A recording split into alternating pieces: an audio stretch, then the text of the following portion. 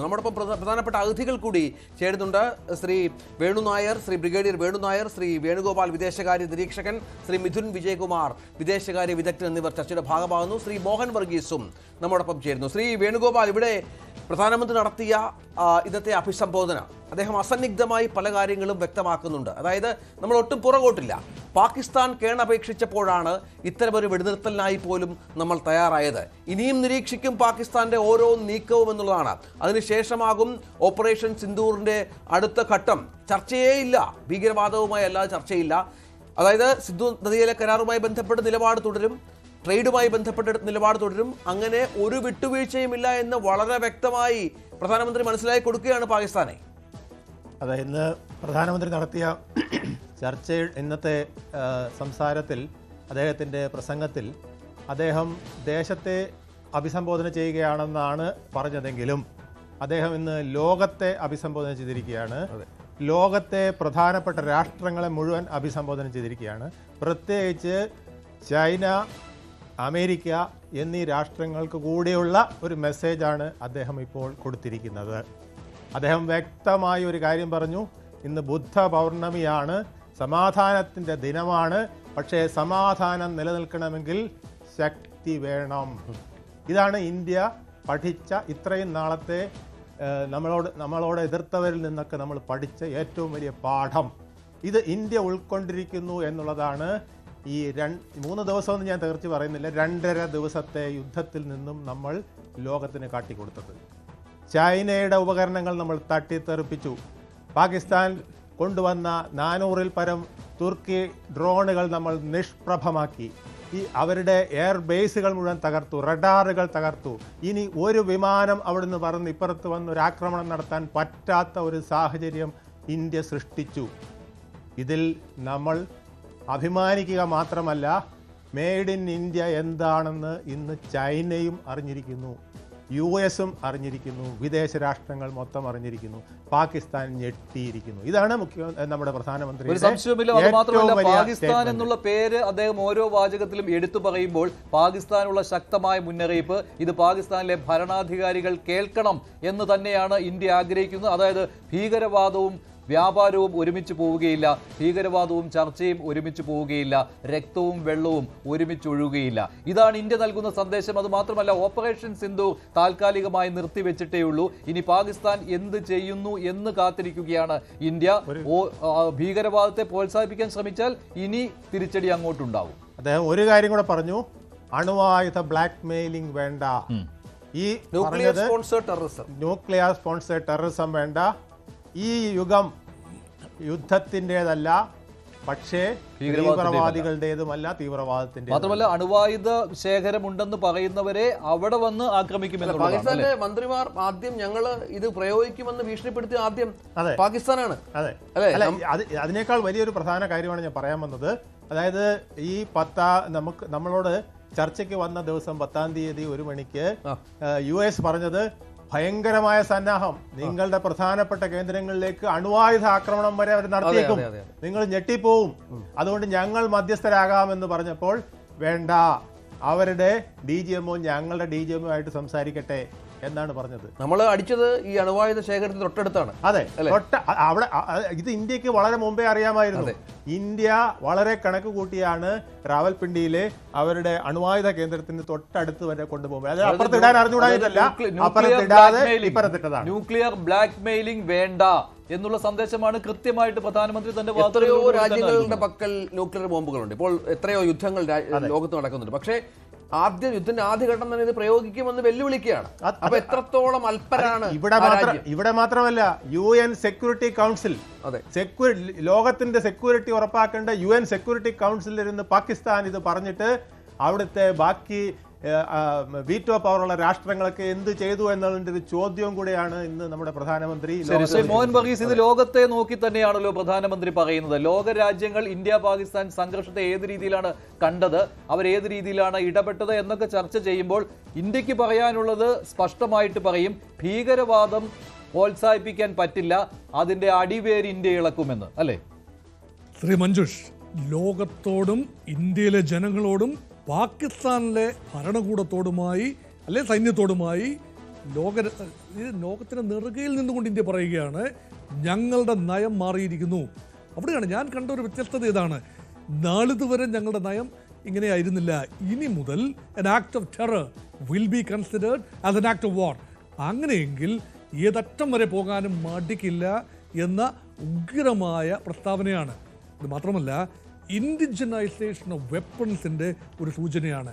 Comparison between Chinese arsenal and India's newly developed weapon ബ്രഹ്മോസിൻ്റെ ഉൾപ്പെടെയുള്ള പ്രഹരശേഷി ലോകത്തിന് വ്യക്തമായിരിക്കുന്നു, പാകിസ്ഥാന് വ്യക്തമായിരിക്കുന്നു. ഇത് ഡിസ്പ്ലേ ചെയ്യാൻ കിട്ടിയ അവസരം, ഉർവശി ശാപം ഉപകാരമെന്ന നിലയിലാണ് ഒരുപക്ഷെ ഇന്ത്യ അതിനെ കാണുന്നത്. അതിനെ വ്യംഗ്യമായി പ്രധാനമന്ത്രിയുടെ വാക്കുകളിൽ കൂടി വരുന്നത് ഇങ്ങനെയാണ്: നമ്മൾ തദ്ദേശീയമായി വികസിപ്പിച്ചെടുത്ത ആയുധങ്ങളുടെ പ്രഹരശേഷി ലോകത്തിന് മനസ്സിലായി. അങ്ങനെയെങ്കിൽ ചൈന ഒന്ന് ഞെട്ടും. കാരണം ചൈനീസ് നിർമ്മിത ആയുധങ്ങൾ, പ്രത്യേകിച്ച് മിസൈലുകൾ, PL-15 മിസൈലുകൾ ഉൾപ്പെടെ ഇന്ത്യയിൽ പതിക്കാൻ ഇന്ത്യയുടെ വ്യോമ പ്രതിരോധ സംവിധാനം അനുവദിച്ചില്ല. അപ്പോൾ പ്രഹരശേഷിയിൽ ചൈനയേക്കാൾ മേലെ നിൽക്കുന്നു ഇന്ത്യ എന്ന ഒരു സൂചനയാണ് കാണുന്നത്. അതുകൊണ്ട് നാളുകളിലേക്കുള്ള നയത്തിന് സൂചനയാണ്. സമാധാനമെങ്കിൽ സമാധാനം, യുദ്ധമെങ്കിൽ യുദ്ധം, രണ്ടിനും തയ്യാറാണ് ഭാരതം. ബുദ്ധപൂർണിമ ദിവസമാണ്, സമാധാനമാണ് ഞങ്ങളുടെ ലക്ഷ്യമെന്ന് പറയുകയാണ് പ്രധാനമന്ത്രി. ഈ സമാധാനത്തിന്റെ ദിവസം ഞങ്ങൾ ഇങ്ങനെ പറയുമ്പോൾ പോലും ഞങ്ങളെ തൊട്ടാൽ ഞങ്ങൾ ആഞ്ഞടിക്കും, നിങ്ങൾ 2-2.5 ദിവസം കൊണ്ട് അത് മനസ്സിലായി കഴിഞ്ഞു എന്ന് പറയുമ്പോൾ ലോകത്തോട് സംസാരിക്കുകയാണ്. ഈ നമുക്ക് നേരത്തെ അറിയാം, അമേരിക്കയ്ക്ക് ഇടപെട്ടു എന്നുള്ള ചർച്ചകൾ വലിയ തോതിൽ പ്രതിപക്ഷമൊക്കെ മുന്നോട്ട് വെക്കുമ്പോഴാണ് ഞങ്ങൾക്ക് സംസാരിക്കാനുള്ള ലോകത്തോടാണ്, ഞങ്ങളുടെ നിലപാടാണ് എന്ന് അസന്നിഗ്ധമായി ഇടപെടലിനെ കുറിച്ച് പ്രധാനമന്ത്രി സംസാരിക്കുമോ ഇല്ലയോ എന്നുള്ള ചോദ്യം ഉണ്ടായിരുന്നു. നേരത്തെ ചർച്ചകളിൽ അങ്ങനെ ഉണ്ടായിരുന്നു. പക്ഷേ പ്രധാനമന്ത്രി അവിടെ കൃത്യമായിട്ട് കാര്യങ്ങൾ പറയുന്നുണ്ടല്ലോ. എന്താണ് ഈ വെടിനിർത്തലിന് വേണ്ടി വെച്ച വ്യവസ്ഥകളെന്ന്? അതെല്ലാം ഇന്ത്യ പറഞ്ഞ വ്യവസ്ഥകൾ അതേപടി അംഗീകരിക്കുകയായിരുന്നു. പാകിസ്ഥാൻ സമ്മതിച്ചു എന്നാണ് പ്രധാനമന്ത്രി പറയുന്നത്. ഭീകരവാദത്തെ പ്രോത്സാഹിപ്പിക്കില്ല, ഇനി സൈനികമായ ഒരു നീക്കം ഇന്ത്യക്കെതിരെ ഉണ്ടാവുകയില്ല എന്ന്.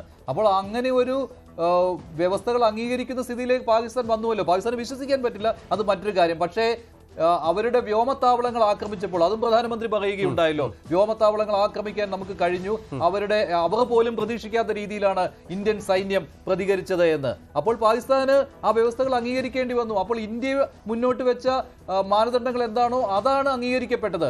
അവിടെ ഈ കോൺഗ്രസ് ഒക്കെ ഉയർത്തിക്കൊണ്ടുവന്ന കാര്യങ്ങൾ അതെല്ലാം ന്യൂട്രലൈസ് ചെയ്തു പോയിരിക്കുകയാണല്ലോ. ശ്രീ മോഹൻ വർഗീസ്, ശ്രീ മഞ്ജുഷ് ആൻഡ് രഞ്ജിത്ത്, യഥാർത്ഥത്തിൽ ഇന്ത്യൻ പ്രധാനമന്ത്രി അമേരിക്കയ്ക്ക് കൂടിയാണ് മറുപടി കൊടുത്തിരിക്കുന്നത് എന്നോർക്കണം. അമേരിക്കയുടെ ഒരു ക്ലെയിമാണ്, ഞങ്ങളാണ് ഇന്ത്യയും പാകിസ്ഥാനും തമ്മിലുള്ള പോസിബിൾ ആണവ യുദ്ധം ഒഴിവാക്കാൻ പ്രവർത്തിച്ചത്, ഞങ്ങളാണ് എന്ന ഡൊണാൾഡ് ട്രംപിൻ്റെയും അതുപോലെ അമേരിക്കൻ വിദേശകാര്യ സെക്രട്ടറിയുടെയും മാർക്കോ റൂബിയോയുടെയും ക്ലെയിമാണ് നരേന്ദ്രമോദി പൊളിച്ചടുക്കിയിരിക്കുന്നത്. ഇവിടെ പാകിസ്ഥാന് ലഭിച്ച പ്രഹരം എണ്ണി സൈനികർ പറഞ്ഞതാണ്, DGMO തലത്തിലുള്ള ചർച്ചകളിൽ ഇത് പറഞ്ഞതാണ്. ഇവിടെ ഉഭയകക്ഷി അടിസ്ഥാനത്തിൽ പാകിസ്ഥാനുമായി ഞങ്ങൾ സംസാരിക്കില്ല എന്ന നിലപാടില്ല, സംസാരിക്കും. പക്ഷേ എന്ത് സംസാരിക്കണമെന്ന് ഞങ്ങൾ തീരുമാനിക്കും. അതായത് പാക് അധിനിവേശ കാശ്മീരിൻ്റെ ഭാവിയെക്കുറിച്ച് ഞങ്ങൾ സംസാരിക്കും, അതിർത്തി കടന്നു വരുന്ന ഭീകരതയെക്കുറിച്ച് ഞങ്ങൾ സംസാരിക്കും, അങ്ങനെയുള്ള വിഷയങ്ങൾ ഞങ്ങളുടെ ടേംസിൽ സംസാരിക്കും. ജലം ഉൾപ്പെടെയുള്ള കാര്യങ്ങളിൽ ഞങ്ങൾ ആത്യന്തികമായി തീരുമാനമെടുക്കും. അതുകൊണ്ട് കണ്ടീഷണലാണ്. Talks are not unconditional, talks are conditional. അപ്പോൾ ഇന്ത്യ ഒരു പൊസിഷൻ ഓഫ് സ്ട്രെങ്ത്തിൻ്റെ ഭാഷയിലാണ് സംസാരിക്കുന്നത്. ഇവിടെ അമേരിക്കയെ കുറിച്ചൊരു പരാമർശം പോലും ഇന്ത്യ നടത്തിയില്ല. അതിനർത്ഥം എന്താ? അമേരിക്കയുടെ ഇടപെടൽ അവരുടെ ക്ലെയിമായിട്ട് നിന്നോട്ടെ, പക്ഷേ ഇന്ത്യ അതേക്കുറിച്ച് പ്രതികരിക്കാൻ തയ്യാറല്ല, പ്രതികരണം അർഹിക്കുന്നില്ല എന്ന നിലപാടാണ്. തീർച്ചയായും.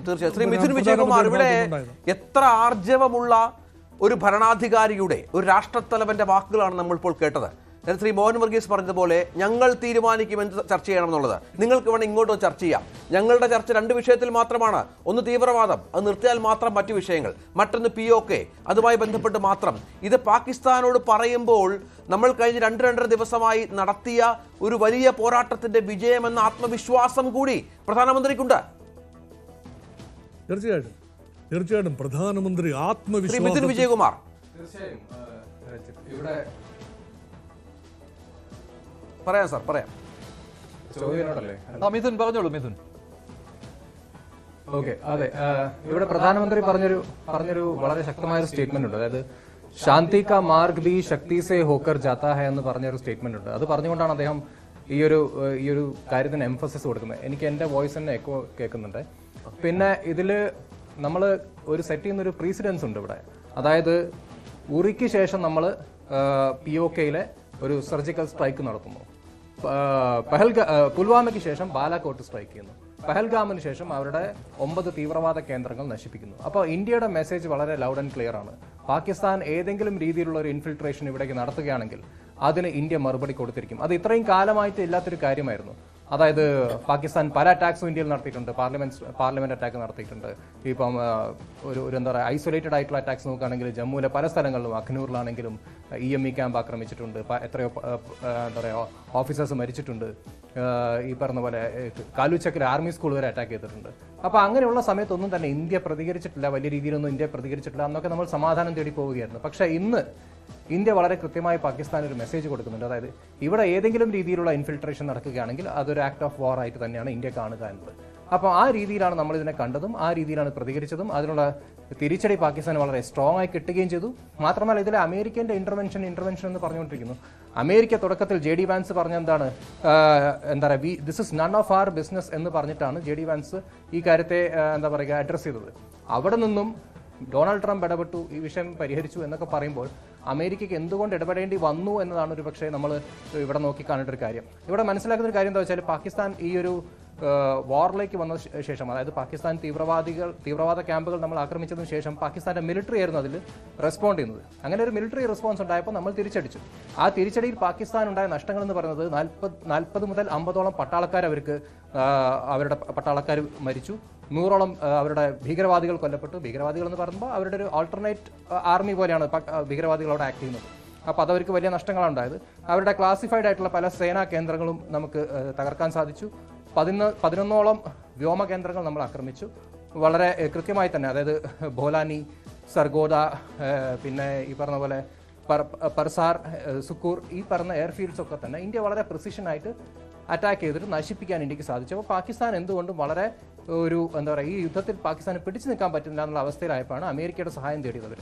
മാത്രമല്ല പാകിസ്ഥാന്റെ ഈ പറഞ്ഞ അവരുടെ ആണവശക്തി എന്ന ഇവർ പറഞ്ഞ ന്യൂക്ലിയർ കേപ്പബിലിറ്റി, അവരുടെ ന്യൂക്സിന് അവർ എപ്പോൾ വേണമെങ്കിലും എടുത്ത് ഉപയോഗിക്കും. അതിൻ്റെ ആ ഒരു ബ്ലാക്ക് മെയിലിങ്ങിൻ്റെ പുറത്താണ് അവർ ഈ തീവ്രവാദ ക്യാമ്പുകളൊക്കെ സെറ്റ് ചെയ്യുന്നതും ഈ തീവ്രവാദ പ്രവർത്തനങ്ങളൊക്കെ നടത്തുന്നതും. ഏത് സമയത്തും ന്യൂക്ലിയർ വെപ്പൺ പ്രയോഗിച്ചേക്കാം എന്നൊരു ഭീഷണി അവർ എല്ലാ കാലത്തും മുഴക്കിയിട്ടുണ്ട്. പക്ഷേ ആ പറയുന്ന ന്യൂക്ലിയർ ഫെസിലിറ്റി പോലും ഇന്ത്യക്ക് ഡാമേജ് ചെയ്യാൻ സാധിച്ചു എന്നാണ് ഞാൻ മനസ്സിലാക്കുന്നത്. പല റിപ്പോർട്ടുകളുണ്ട്. ഈവൻ അമേരിക്കൻ മാധ്യമങ്ങൾ പോലും റിപ്പോർട്ട് ചെയ്യുന്നൊരു കാര്യമുണ്ട്. അവിടെ ഒരു ഈജിപ്ഷ്യൻ എയർക്രാഫ്റ്റ് ലാൻഡ് ചെയ്തു. ആ ഈജിപ്ഷ്യൻ എയർക്രാഫ്റ്റ് ഐസോട്ടോപ്പ് ബോറോൺ 10 അതിൻ്റെ സപ്ലൈ ആണ് അവിടെ നടത്തിയത്. കാരണം ഈ റേഡിയേഷൻസ് അബ്സോർബ് ചെയ്യാൻ പാകത്തിലുള്ള ഒരു സാധനമാണ് ബോറോൺ 10. അപ്പം ബോറോൺ 10ന്റെ സപ്ലൈ അവിടെ എന്തുകൊണ്ട് നടക്കുന്നു പാകിസ്ഥാനിൽ? മാത്രമല്ല അതേ സമയത്ത് US ഡിപ്പാർട്ട്മെന്റിന്റെ ന്യൂക്ലിയർ എമർജൻസി റെസ്പോൺസിന് വേണ്ടിയിട്ട് പറക്കുന്ന റെസ്പോൺസിനുള്ള ഒരു എയർക്രാഫ്റ്റ് അവിടെ ലാൻഡ് ചെയ്തിട്ടുണ്ട്. അപ്പോൾ ഈ 2 എയർക്രാഫ്റ്റ്സ് എന്തുകൊണ്ട് ലാൻഡ് ചെയ്തു? അപ്പം ഇന്ത്യ ഉണ്ടാക്കിയ ഡാമേജ് ചെറുതല്ല. ആ ഡാമേജിന് എന്താ പറയുക, അതിന് പിടിച്ചു നിൽക്കാൻ പറ്റാതെയാണ് പാകിസ്ഥാൻ US-ന്റെ അടുത്തേക്ക് ഒരു അപേക്ഷയായിട്ട് പോയത്. പാകിസ്ഥാന്റെ DGMO കൃത്യമായി നമ്മളെ എന്താ പറയുക ബന്ധപ്പെട്ട് ഈ ഒരു സീസ് ഫയറിലേക്ക് നമുക്ക് പോകാമെന്ന് ആവശ്യപ്പെടുകയായിരുന്നു. അല്ലാതെ ഇവിടെ അമേരിക്കയുടെ ഇന്റർവെൻഷൻ ഉണ്ടായതായിട്ട് നമുക്ക് ഒന്നും കാണാൻ പറ്റുന്നില്ല. കാരണം ഇന്ത്യയുടെ പൊസിഷൻ വളരെ ക്ലിയർ ആണ്. ഇന്ത്യയുടെ പൊസിഷൻ അത് POK വിഷയമാണെങ്കിലും ടെററിസം ആണെങ്കിലും എല്ലാത്തിനും വളരെ ക്ലിയർ ആയിട്ട് തന്നെ ഇന്ത്യ പറഞ്ഞിട്ടുണ്ട്. ക്ലിയർ മെസ്സേജ് തന്നെയാണ് പ്രധാനമന്ത്രി നരേന്ദ്രമോദി കൊടുത്തതും. അത് മാത്രമല്ല അവിടുത്തെ ഭരണാധികാരികൾ ചെയ്യുന്ന ഓരോ കാര്യവും എടുത്തു പറഞ്ഞുകൊണ്ട് ഇതെല്ലാം ഇന്ത്യ അറിയുന്നുണ്ട് എന്ന രീതിയിലുള്ള സന്ദേശമാണ് ഒരു പ്രധാനമന്ത്രി അത് പറയുമ്പോൾ അവിടുത്തെ ഭരണാധികാരികൾ അവിടുത്തെ ഭീകരരെ പ്രോത്സാഹിപ്പിക്കുന്നു എന്നതിന് ഉദാഹരണമായിട്ട് ഇന്ത്യ കൊലപ്പെടുത്തിയ അവിടുത്തെ ഭീകരവാദികളുടെ സംസ്കാര ചടങ്ങിൽ അവിടുത്തെ ഭരണ നേതൃത്വം പങ്കെടുക്കുകയാണ്. അതിവിടെ കയ്യും കെട്ടി നോക്കിയിരിക്കാൻ പറ്റില്ല. എന്നിട്ട് പറയുകയാണ് ഭീകരൻ പോലെ അവിടെ ഒരു മതപണ്ഡിതനായിട്ട് വന്ന് അവിടെ പ്രാർത്ഥന ചൊല്ലുകയാണ്. ഇതെല്ലാം ഇന്ത്യ അറിഞ്ഞിട്ടുണ്ട് എന്നുള്ള സന്ദേശം കൂടി പാകിസ്ഥാന് നൽകുകയാണ് ചെയ്യുന്നത്. ശ്രീ കേണൽ, ശ്രീ ബ്രിഗേഡിയർ വേണു നായർ, ഇവിടെ സൈന്യത്തിനാണ് പൂർണ്ണ പിന്തുണ, അല്ലെങ്കിൽ അവർക്കാണ് പൂർണ്ണ അഭിനന്ദനം പ്രധാനമന്ത്രി പ്രഖ്യാപിക്കുന്നത്. നമുക്കറിയാം, ഈ ആക്രമണത്തിന്റെ ആദ്യഘട്ടം മുതൽ തന്നെ ഇതിനുള്ള സ്വാതന്ത്ര്യം മൊത്തം നമ്മുടെ സൈന്യത്തിന് നമ്മുടെ പ്രധാനമന്ത്രിയും നമ്മുടെ ഭരണകൂടവും നൽകിയിരുന്നു. അത് അവർക്ക് നൽകിയ ആത്മവിശ്വാസം ചെറുതല്ല. രണ്ട് വനിതാ പ്രതിനിധികൾ സൈന്യത്തിന്റെ വന്ന് വാർത്താ സമ്മേളനം നടത്തുന്നു. ഓപ്പറേഷൻ സിന്ദൂർ എന്ന് പേരിടുന്നു. അങ്ങനെ ആദ്യഘട്ടം മുതൽ നമ്മുടെ ഭരണാധികാരികൾ, പ്രത്യേകിച്ച് പ്രധാനമന്ത്രി നൽകിയ ഒരു പിന്തുണ ആർജവത്തോടെ, ആത്മവിശ്വാസത്തോടെ പാകിസ്ഥാനെതിരെ നിൽക്കാനും അവരെ ആഞ്ഞടിക്കാനും വലിയ സഹായകരമാകി. ഇന്നും പ്രസംഗത്തിൽ അദ്ദേഹം പറയുന്നത് സൈന്യത്തിനുമായി ബന്ധപ്പെട്ടാണ്, അവരെ പ്രശംസിക്കുകയാണ്, അവരുടെ ആത്മവിശ്വാസവുമായി ബന്ധപ്പെട്ടാണ്, അവരുടെ പ്രതിജ്ഞാബദ്ധതയുമായി ബന്ധപ്പെട്ടാണ്.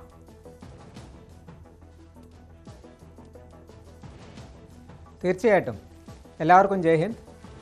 ഇന്ന് എല്ലാവർക്കും സന്തോഷകരമായൊരു ദിവസമാണ്.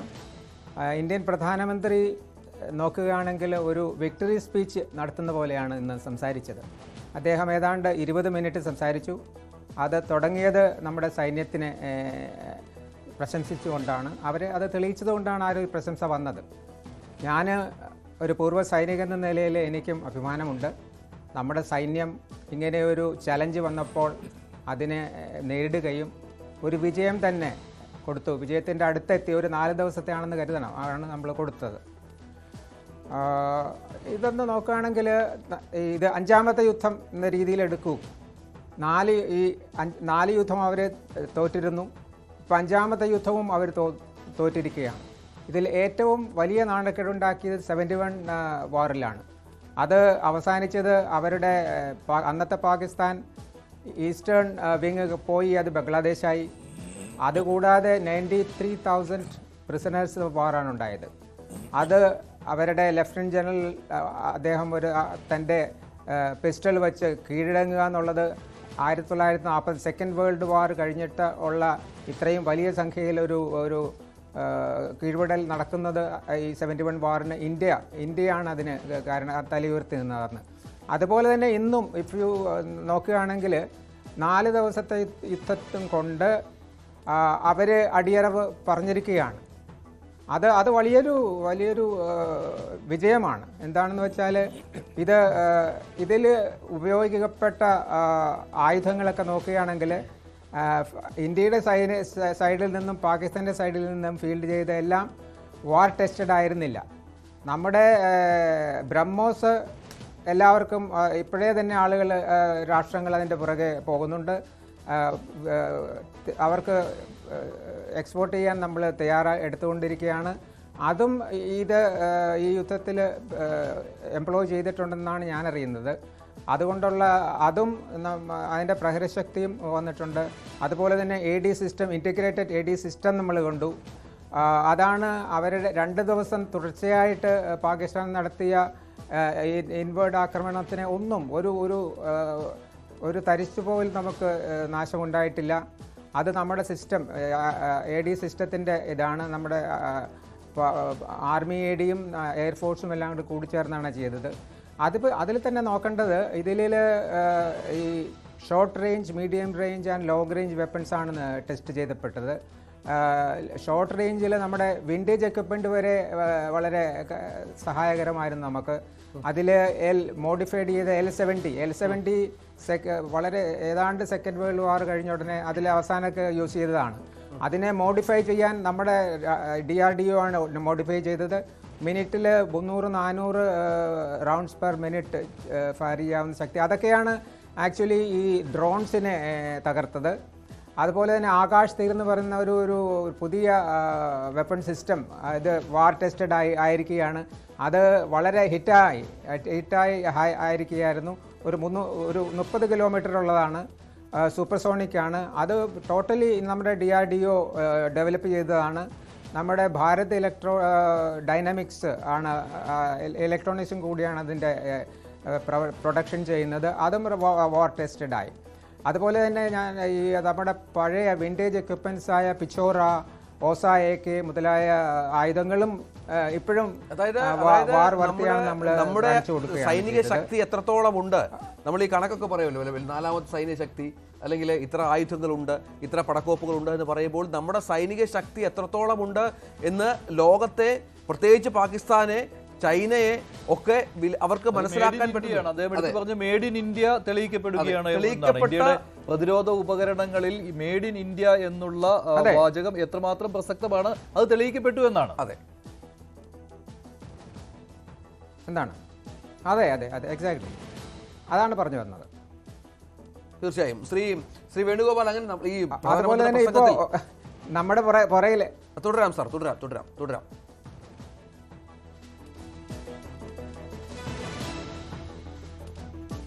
ഞാൻ പറഞ്ഞു വന്നത് ഈ നമ്മുടെ പുറകിലേക്ക് ഇനി രാഷ്ട്രങ്ങളെല്ലാം വരും. നമ്മുടെ മെയ്ഡ് ഇൻ ഇന്ത്യ വളരെ സക്സസ് ആണെന്ന് നമ്മുടെ പ്രൈം മിനിസ്റ്റർ പറഞ്ഞത് അന്വർത്ഥമാണ്. പിന്നെ നമ്മുടെ DRDOന് എനിക്ക് എപ്പോഴും തോന്നിയിട്ടുണ്ട്, DRDOന് കുറച്ചുകൂടി ഇപ്പോൾ ടെക്നോളജി നമുക്കാരും പെട്ടെന്ന് തരാൻ പോകുന്നില്ല. നമുക്ക് ഹോം ഗ്രൗൺ ടെക്നോളജി ഉണ്ടാവണം. അതിന് വേണ്ടിയിട്ട് ഫണ്ട്സ് വേണം. ഫണ്ട്സ് എനിക്കും തോന്നിയിട്ടുണ്ട് ഒരു 1.9% ഓഫ് GDP മാത്രമേ നമ്മുടെ ഡിഫൻസിന് വേണ്ടി കൊടുക്കുന്നുള്ളൂ എന്നൊക്കെ ഒരു വേദന എനിക്ക് എപ്പോഴും ഉണ്ടാകാറുണ്ട്. പക്ഷേ കൊടുത്ത ഫണ്ടിനെ കൂടുതലും ഉള്ള ഒരു റിസൾട്ടാണ് നമുക്ക് രാഷ്ട്രത്തിന് ഈ നൽകിയിരുന്നത്, ഇപ്പം നൽകിയത്. അപ്പോൾ ഈ ചുരുക്ക സമയത്തിനുള്ളിൽ നമ്മുടെ മെയ്ഡ് ഇൻ കൂടുതലും ഇപ്പോൾ S-400 നമ്മുടെ കയ്യിലുണ്ട്. അത് എടുത്ത തീരുമാനത്തിനെയും നമ്മൾ ശ്ലാഘിക്കണം. ഇപ്പം നമുക്ക് 36 നമ്മുടെ കയ്യിലുള്ളത്, പക്ഷേ 120 നമ്മുടെ കയ്യിൽ ഉണ്ടായിരുന്നെങ്കിൽ നമ്മുടെ ശക്തിൻ്റെ കാര്യം എന്താകുമായിരുന്നു എന്ന് നോക്കേണ്ടതാണ്. അപ്പോൾ നമ്മൾ എല്ലാവിധത്തിലും തയ്യാറായിട്ടാണ് ഇരുന്നത്. എസ്കലേഷൻ നടത്തിയത് പാകിസ്ഥാനാണ്. എസ്കലേഷൻ നടത്തി ചോദിച്ചടിമേടിക്കുക എന്നുള്ള ഒരു കാര്യമാണ് പാകിസ്ഥാൻ ചെയ്തത്. ഇപ്പോൾ പ്രധാനമന്ത്രി പറഞ്ഞതുപോലെ നമ്മളൊരു ബ്രേക്ക് എടുത്തിരിക്കുകയാണ്. ഇറ്റ് ഡിപ്പെൻസ് ഓൺ അവരെന്താണ് ചെയ്യാൻ പോകുന്നതെന്നനുസരിച്ച് കാര്യം നമ്മുടെ സംശയമില്ല. ഓപ്പറേഷൻ സിന്ദൂർ അവസാനിച്ചിട്ടില്ല എന്ന് തന്നെയാണ് താങ്കൾ പറഞ്ഞത്. ശരിയാണ്, ഒരു ബ്രേക്ക് എടുത്തിരിക്കുകയാണ്. ബാക്കി ബ്രേക്കിന് ശേഷം എന്താണ് പാകിസ്ഥാൻ ചെയ്യുന്നതെന്ന് നോക്കിയതിനു ശേഷം തുടർ നടപടി എന്നാണ് പറയുന്നത്. ഇതിൽ ശ്രീ MS വേണുഗോപാൽ, ഇവിടെ അമേരിക്കയ്ക്കുള്ള ഒരു മുന്നറിയിപ്പ് കൂടിയാണ് എന്ന കാര്യത്തിൽ സംശയമില്ലല്ലോ. ഇന്നും ട്രംപ് പറയുകയായിരുന്നു ആണവായുധം പ്രയോഗിക്കുവാനുള്ള 2 രാഷ്ട്രങ്ങളുടെ നീക്കം അത് ഞങ്ങൾ ഇടപെട്ട് തടഞ്ഞുവെന്ന്, അല്ലേ? അതാണ് അദ്ദേഹം വീണ്ടും ആവർത്തിച്ചുകൊണ്ടേയിരിക്കുന്നത്. പക്ഷെ അവിടെ മോദി പറഞ്ഞു വെക്കുകയാണ് ആണവായുധം കാട്ടി ഞങ്ങളെ പേടിപ്പിക്കേണ്ട എന്ന്. അത് ഈ സന്ദേശം ശരിക്കും പറഞ്ഞാൽ അദ്ദേഹം ഒരു ഒളിയമ്പ് പോലെയാണ് ചെയ്തിരിക്കുന്നത്. അതിലേറ്റവും പ്രസക്തമായിട്ട് എനിക്ക് തോന്നിയത് ഈ യുഗം യുദ്ധത്തിൻ്റെ യുഗമല്ല എന്നുള്ളതാണ്. അത് പക്ഷേ ലോകം മുഴുവൻ അംഗീകരിച്ചിട്ടുള്ളതാണ്. പക്ഷേ ലോകത്ത് ആരും അംഗീകരിക്കാത്ത ഒരു പുതിയ മന്ത്രം അദ്ദേഹം ഇറക്കിയിട്ടുണ്ട്. ഈ യുഗം തീവ്രവാദത്തിൻ്റേതുമല്ല. ഇത് ആർക്കൊക്കെയാണെന്നറിയാമോ? ഇത് പരോക്ഷമായിട്ട് USA കൊടുത്തതിന് പുറമെ പരോക്ഷമായിട്ട് കാനഡയ്ക്ക് കൊടുത്തിട്ടുണ്ട്, UK കൊടുത്തിട്ടുണ്ട്. ഈ ഖാലിസ്ഥാനെ പ്രോത്സാഹിപ്പിക്കുന്ന പലർക്കും കൂടെയുള്ള ഒരു അടിയാണ്. കാരണം നമ്മൾ ഇപ്പോൾ പാകിസ്ഥാനിൽ വരുന്ന തീവ്രവാദത്തെ മാത്രം കണ്ടാൽ പോരാ, നമുക്കെതിരെ വിദേശ രാഷ്ട്രങ്ങളിൽ ചില രാഷ്ട്രങ്ങൾ പോലെ പ്രവർത്തിക്കാൻ തയ്യാറായി നിൽക്കുന്ന ഖാലിസ്ഥാൻ ഉൾപ്പെടെയുള്ള തീവ്രവാദികൾക്ക് കൂടെ ഒരു ഒന്നാന്തരം ഒളിയമ്പാണ് അദ്ദേഹം ചെയ്തിരിക്കുന്നത്. അദ്ദേഹം പറഞ്ഞിരിക്കുന്നത് ലോകത്തെ എല്ലാ തെമ്മാടികൾക്കുമുള്ളൊരു മെസ്സേജാണ്. അതായത് ഈ യുഗം എന്ന് പറയുന്നത് ശാന്തിയുടേതാണ്, പക്ഷേ ശാന്തി നിലനിർത്തണമെങ്കിൽ ശക്തി വേണം. ഇത് ഞാൻ മുമ്പും പല സംസാരത്തിൽ പറഞ്ഞിട്ടുണ്ട്. ആർമി ഡേക്കൊക്കെ പോയി അദ്ദേഹം അടിച്ചിട്ടുള്ളത് ഇത് തന്നെയാണ്. അദ്ദേഹം ഇത് കണ്ടെത്തിയത് ചൈനയെ ഇവിടെ തലയിൽ വെച്ച് കൊണ്ടുവന്ന് നമ്മൾ 2014 ശേഷം അദ്ദേഹം അധികാരത്തിൽ വന്നപ്പോൾ Xi Jinpingനെ ഇവിടെ കൊണ്ടുവന്നു. ഇവിടെ മുഴുവൻ കറക്കി, മദ്രാസിലൊക്കെ വലിയ സ്വീകരണമൊക്കെ കൊടുത്തു. നമ്മൾ തമ്മിലുള്ള ട്രേഡ് കാര്യങ്ങളൊക്കെ പറഞ്ഞ് നമ്മളെ ഷേക്ക് ഹാൻഡ് കൊടുത്ത് വിട്ടിട്ട് ഒരു ഗുണം ഉണ്ടായില്ലെന്ന് മാത്രമല്ല, ചൈന നമ്മളെ ഓരോ അതിർത്തിയിലും വന്ന് നമ്മളെ ഡോക്ലാം പോലെയുള്ള സ്ഥലങ്ങളിലൊക്കെ വന്ന് നമ്മളെ ഇടിക്കാൻ തുടങ്ങി. നമ്മുടെ ശത്രുരാജ്യത്തിന് പോലും ആയുധങ്ങൾ കൊടുക്കാൻ തയ്യാറായി. ആ സമയം അതെ, പരാജയപ്പെട്ടതൊക്കെ ഇപ്പോഴത്തെ ഈ യുദ്ധത്തിന്റെയും പിന്നിൽ ആരാണ്? ഇപ്പോഴത്തെ ഈ യുദ്ധത്തിന്റെ മുമ്പിലും പാകിസ്ഥാൻ അല്ല. ശരിക്കും പറഞ്ഞാൽ ഈ തീവ്രവാദവും ഈ ഇളക്കും മുഴുവൻ വന്നിരിക്കുന്നത് ചൈനയുടെ പ്രോത്സാഹനം കൊണ്ടാണ്. അല്ലെങ്കിൽ ഇത് വരില്ല. അതൊക്കെ വളരെയധികം പഠിച്ചിട്ടുള്ള ആളാണ് അദ്ദേഹം. അതുകൊണ്ടാണ് ഇന്ത്യ ആദ്യം ആയുധങ്ങളുടെ ഒരു ശക്തി കേന്ദ്രമായി മാറണമെന്ന് അദ്ദേഹം നിശ്ചയിച്ചത്. അദ്ദേഹത്തിന്റെ തദ്ദേശീയമായി വികസിപ്പിക്കുകയും ടെക്നോളജികൾ പലയിടത്തും എടുക്കും. നമ്മൾ ടെക്നോളജി മാത്രമേ എടുത്തിട്ടുള്ളൂ. ടെക്നോളജികൾ എടുത്തിട്ട് നമ്മൾ തദ്ദേശമായി വികസിപ്പിക്കും. ആകാശിന്റെ കാര്യം കണ്ടില്ലേ? നമ്മൾ ഈ ഡ്രോണുകളെ മുഴുവൻ പൂത്തിരി കത്തിക്കുന്ന പോലെ ആകാശത്തിട്ട് പൊട്ടിച്ചില്ലേ? 2 എണ്ണം മാത്രമായിട്ടാണ് ഭാഗികമായിട്ട് നമ്മുടെ തറയിൽ വീണ് നമ്മുടെ ആളുകൾക്ക് ചില പരിക്കും കാര്യങ്ങളൊക്കെ ഉണ്ടായത്. ബാക്കി ഭാഗങ്ങളിൽ മുഴുവൻ നമ്മൾ അടിച്ച് തകർത്തുകൊണ്ട് മുന്നേറി എന്ന് പറഞ്ഞാൽ അത് ആകാശ് എന്ന് പറഞ്ഞാൽ നമ്മുടെ ഒരു മിസൈലായിരുന്നു. നമുക്ക് എവിടെ വെച്ചും എങ്ങനെയും പ്രയോഗിക്കാൻ കഴിയുന്ന ഒരു മിസൈൽ അവിടെ നമ്മൾ വികസിപ്പിച്ചെടുത്തു. 45 കിലോമീറ്റർ അനായാസമായി പോയി ആരെയും തകർക്കാൻ, ഏത് വ്യോമ അറ്റാക്കിനെ മിസൈലിനെയൊക്കെ തകർക്കാൻ കഴിയുന്ന വിധത്തിലുള്ള സാധനം നമ്മുടെ കൈവശമായി എന്നുള്ളതാണ്. ആ വിധത്തിൽ ഇത് മാത്രമല്ല, നമ്മുടെ ബ്രഹ്മോസ് അതുപോലെ അദ്ദേഹം പറഞ്ഞ മറ്റൊരു കാര്യമുണ്ടല്ലോ, POK കുറിച്ചുള്ള ചർച്ചയെ ഉണ്ടാവുകയുള്ളൂ എന്ന്. അത് എന്താണ് അർത്ഥമാക്കുന്നത്? അത് അദ്ദേഹം വ്യക്തമാക്കിയത് പാകിസ്ഥാനോട് ഈ കാശ്മീർ എന്ന മോഹം വേണ്ട, കാശ്മീരിനെ കണ്ട് നീ ഭരിക്കണ്ട, അത് തീർന്നു, അതിന്റെ കഥ പണ്ടേ കഴിഞ്ഞു, ഇനി ഞങ്ങൾ സംസാരിക്കും, ഞങ്ങളാണ് ലോകത്തിന്റെ മുമ്പിൽ ഡിക്റ്റേറ്റ് ചെയ്യാൻ പോണത്, POK ഞങ്ങളുടെ ഭൂമിയാണ്. ഇത് ചൈനയ്ക്കുള്ളൊരു മെസ്സേജാണ്. ഇത് ചൈനയ്ക്കും മെസ്സേജ് കൊടുത്തിരിക്കുകയാണ്, POK ഞങ്ങളുടെ ഭൂമിയാണ്, അവിടെ നീ റോഡും ബെൽറ്റും ഒക്കെ ഉണ്ടായിക്കോ, പക്ഷേ അത് ഞങ്ങളുടെ ഭൂമി കൂടെയാണ് ഉണ്ടാക്കുന്നത്, നോർത്തോണം, ഇന്നല്ലെങ്കിൽ നാളെ അത് ഞങ്ങളുടേതാവും എന്ന് ചൈനയ്ക്കും കൂടെ ഒരു മെസ്സേജാണ് കൊടുത്തിരിക്കുന്നത്. അതാണ് ഞാൻ പറഞ്ഞത്, ഈ പ്രധാനമന്ത്രിയുടെ പ്രസംഗം മൊത്തം നമ്മൾ പരിശോധിച്ചാൽ അതിനകത്ത് മുഴുവൻ ഇന്ത്യയിൽ ജനതയെ ആവേശം കൊള്ളിക്കുന്ന ഒത്തിരി കാര്യങ്ങളൊക്കെ അദ്ദേഹം പറഞ്ഞിട്ടുണ്ടെങ്കിലും അതിനിടയ്ക്കൂടെ അദ്ദേഹം അത് എന്നെക്കുറിച്ചാണോ എന്ന് കാനഡയ്ക്ക് തോന്നുന്ന വിധം, അത് എന്നെക്കുറിച്ചാണോ എന്ന് ട്രംപിന് തോന്നുന്ന വിധം, മാർക്ക് റൂബിയോയ്ക്ക് തോന്നുന്ന വിധം, UK തോന്നുന്ന വിധം, അങ്ങനെ പലവിധ വ്യക്തിത്വങ്ങൾ, അതുപോലെ തന്നെ തീവ്രവാദികൾ. ഒരു തീവ്രവാദിയെ മാത്രമല്ല അദ്ദേഹം പരാമർശിച്ചിട്ടുള്ളത്, എവിടെയൊക്കെ ഇന്ത്യക്കെതിരെ തീവ്രവാദികൾ വളരുന്നുണ്ടോ ആ തീവ്രവാദികളോട് മുഴുവൻ പറഞ്ഞിരിക്കുകയാണ്, ഈ യുഗം നിന്റേതൊന്നുമല്ല. അതുപോലെ ഇപ്പോൾ ഈ ഭീകരവാദത്തിനെതിരെ ഏറ്റവും ഉച്ചത്തിൽ സംസാരിക്കാൻ കഴിയുന്ന രാജ്യമായി ഇന്ത്യ മാറുന്നത് ഭീകരവാദികൾക്കെതിരെ ഇത്രയും കഠിനമായ ഒരു ശിക്ഷ നടപ്പിലാക്കി, അതായത് അവരുടെ കേന്ദ്രത്തിൽ പോയി അടിക്കുവാനുള്ള ശക്തി കാണിച്ചിട്ടുള്ളത് ഇന്ത്യയാണ്. പ്രധാനമന്ത്രി അടിച്ചു 100-ന് മുകളിൽ തീവ്രവാദികളെ ഞങ്ങൾ കൊലപ്പെടുത്താൻ സാധിച്ചു പ്രധാനമന്ത്രി ആവർത്തിച്ചു. നമ്മുടെ സൈനിക മേധാവികൾ പറഞ്ഞതുപോലെ തന്നെ അതൊരു ഔദ്യോഗിക അറിയിപ്പാണല്ലോ. എത്ര ഭീകരവാദികളെ കൊലപ്പെടുത്താൻ കഴിഞ്ഞു എന്നതിൽ പൂർണ്ണമായിട്ടും ഒരു സ്ഥിരീകരണം വന്നിട്ടുണ്ടായിരുന്നില്ല. നേരത്തെ ഈ ഓൾ പാർട്ടി മീറ്റിംഗിന് ശേഷം പറഞ്ഞ കാര്യം മാത്രമേ ഉണ്ടായിരുന്നുള്ളൂ. പക്ഷേ പ്രധാനമന്ത്രി അത് പറയുമ്പോൾ അത് ഔദ്യോഗികമായി. ശ്രീ മോഹൻ വർഗീസ്, ഇവിടെ ഒരു നയംമാറ്റത്തെക്കുറിച്ച് സൂചിപ്പിച്ചല്ലോ, അതിത് തന്നെയാണ്. തീവ്രവാദികളെ എതിർക്കുന്ന ആ ഒരു നയം, അതിന് രാജ്യാന്തര അതിർവരമ്പുകൾ ഞങ്ങൾക്ക് ബാധകമല്ല. അപ്പം അതുകൊണ്ടാണ് പറയുന്നത്, ഇതൊരു, എനിക്ക് തോന്നുന്നില്ല പാകിസ്ഥാന് ഉള്ള താക്കീത് മാത്രമായിരുന്നില്ല. ഇത് ലോകരാജ്യങ്ങളോട് ശ്രീ വേണുഗോപാൽ പറഞ്ഞതുപോലെ ലോകരാജ്യങ്ങളെല്ലാം ശ്രദ്ധിക്കേണ്ടതിന്, ഇതാ we have arrived in a new world order where we will set the agenda. ഞങ്ങളായിരിക്കും അജണ്ട സെറ്റ് ചെയ്യുന്നത്.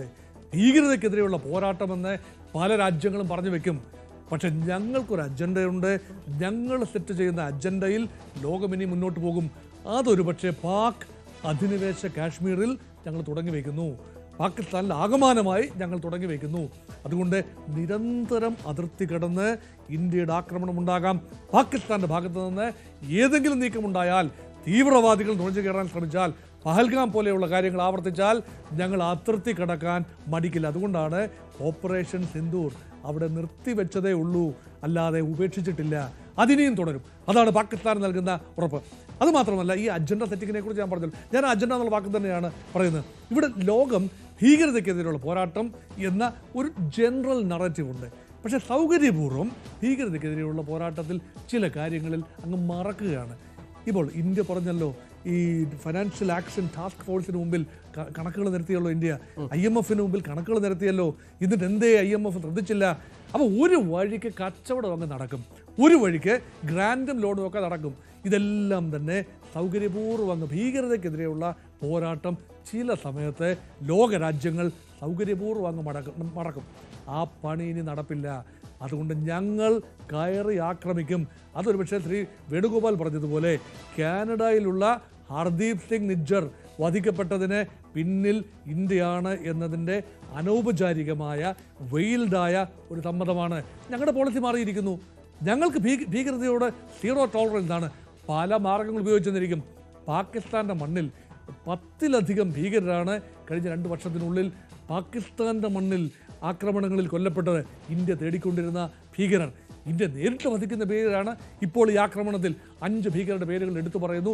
100-ൽ പരം ഭീകരർ ഈ വേവ് ഓഫ് അറ്റാക്കിൽ 9 കേന്ദ്രങ്ങളിൽ അറ്റാക്ക് നടത്തിയപ്പോൾ 100ഓളം ഭീകരർ മരിച്ചു എന്ന് പറയുന്നു. 40ഓളം സൈനികരും 100ഓളം ഭീകരും. അതുമാത്രമല്ല, കൊളാട്രൽ ഡാമേജ് ഒഴിവാക്കിക്കൊണ്ട് ഭീകരരുടെ മടയിൽ ചെന്ന് ഭീകരരെ നേരിട്ട് ആക്രമിക്കാനുള്ള സാങ്കേതിക വിദ്യ ഞങ്ങളുടെ കൈവശമുണ്ട്. അതുകൊണ്ടാണ് സർക്കുലർ എറർ പ്രോബബിലിറ്റി അത് ഞങ്ങൾ എലിമിനേറ്റ് ചെയ്തിരിക്കുന്നു. എന്താണ് സർക്കുലർ എറർ പ്രോബബിലിറ്റി? ഇപ്പം നമ്മളൊരു ആക്രമണം നടത്തുമ്പോൾ ഒരു വ്യാപകമായി പാകിസ്ഥാനൊക്കെ കാടടച്ചൊക്കെ വെടിവെക്കുകയാണ്. ഇപ്പോഴങ്ങനല്ല.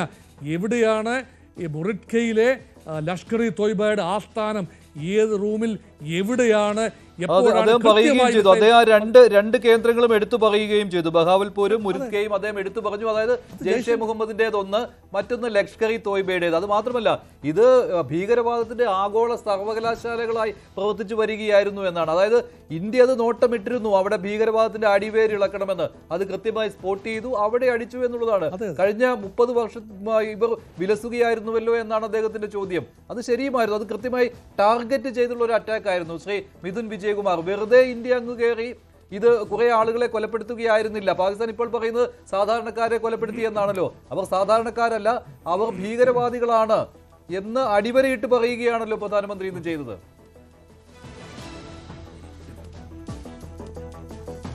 തീർച്ചയായും ഇന്ത്യയുടെ സ്ട്രൈക്ക് എന്ന് പറയുന്നത് ഒരു പ്രിസിഷൻ സ്ട്രൈക്ക് ആയിരുന്നു. നമ്മുടെ ഇന്റലിജൻസ് മെഷീനറി അവിടെ പ്രവർത്തിച്ചു.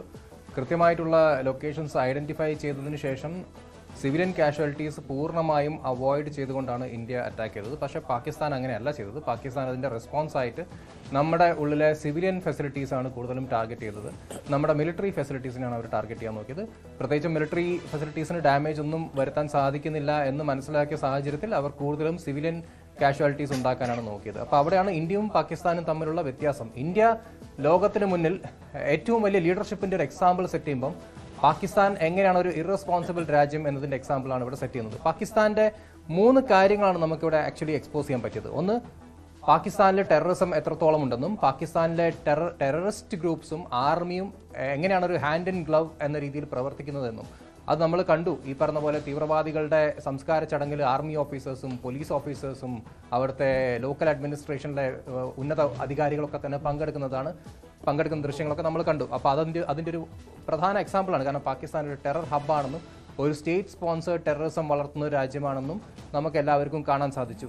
രണ്ടാമത്തെ കാര്യം, പാകിസ്ഥാനിലെ ഇന്റേണൽ ഇഷ്യൂസ് ഒരുപാട് പൊന്തി വന്നു. അതായത് ഓപ്പോസിഷൻ പാർട്ടീസ് എങ്ങനെയാണ് പാകിസ്ഥാനിലെ ഗവൺമെന്റിനെ നോക്കിക്കാണുന്നത് എന്ന് നമ്മൾ ഇവിടുന്ന് ഒരു ഭാഗത്ത് പാകിസ്ഥാൻ അറ്റാക്ക് നടത്തിക്കൊണ്ടിരിക്കുകയാണ്, മറുഭാഗത്ത് ലാഹോറിനും റാവൽപിണ്ടിന്നും ഈ പറയുന്ന സിയാൽകോട്ട് എന്നൊക്കെ പറഞ്ഞാൽ വെറും 40 കിലോമീറ്റർ മാത്രമേ ഇന്ത്യൻ ബോർഡറിനുള്ളൂ.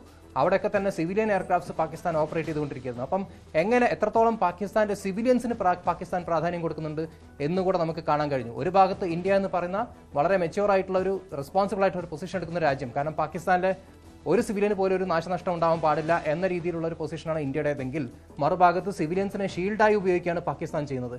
എന്നിട്ട് ഇന്ത്യയിലെ സിവിലിയൻ ഫെസിലിറ്റീസ് ആക്രമിക്കുകയാണ് ചെയ്തത്. അതെ, ഈ 3 ദിവസത്തെ ആക്രമണം നടന്നിട്ടും പാകിസ്ഥാനിലെ ഒരു സാധാരണക്കാരൻ പോലും മരിച്ചതായുള്ള വാർത്തകൾ പുറത്തു വന്നില്ല.